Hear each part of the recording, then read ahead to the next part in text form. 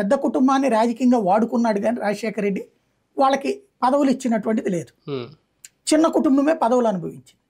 అది పెద్ద కుటుంబంలో అసంతృప్తి ఉంది. దశాబ్దాలుగా మేమేమో మీకు సహాయం చేస్తున్నా లేదా మీకు వాస్తవంగా వీళ్ళు తిరిగేది తక్కువ, వాళ్ళే చేసేదంట గ్రౌండ్ లెవెల్ పోల్ మేనేజ్మెంట్, మీరు ఎట్లా చేయడం ఏంటి అన్నటువంటి ఫీలింగ్ వాళ్ళల్లో ఉంది అని ఆ అసంతృప్తిని చల్లార్చేందుకు అవినాష్ రెడ్డికి టికెట్ ఇస్తే, అవినాష్ రెడ్డి కాదు మన కుటుంబంలోనే ఉండాలి, పార్లమెంట్ నాకు ఇచ్చే, అసెంబ్లీ నువ్వు తీసుకో, లైక్ తమిళనాడులో డిఎంకే కనిమొళికి కేంద్రం అప్పచెప్పేసి స్టేట్ పాలిటిక్స్ స్టాలిన్ చూసుకుంటాడు. ఆ తరహా రాజకీయం ఎక్స్పెక్ట్ చేసింది షర్మిల.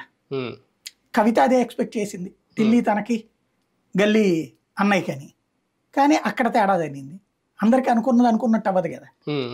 అది ఇక్కడ అక్కడేమో ఇచ్చాడు స్టాలిన్, ఇక్కడేమో గెలవలేకపోయింది నిజామాబాద్లో. గెలిచి ఉంటే ఆవిడ రెండోసారి జాతీయ రాజకీయాలే ఈ పాటికి అక్కడ వీళ్ళతో కలిసి కథ నడిపేది. తనకి అక్కడ వర్కౌట్ కాదు. షర్మిలకి ఇక్కడ ఆదిలోనే హంసపాద ఇవ్వలేదు. అది ఆమెలో ఒక అసంతృప్తి. ఆ అసంతృప్తి తల్లితో వ్యక్తం చేయడం, తల్లి చేసిన రాయబారాలు ఫలించకపోవడం, దానికి తోడు ఆస్తి పంపకాల వివాదాలు రావడం వీళ్ళ మధ్యన.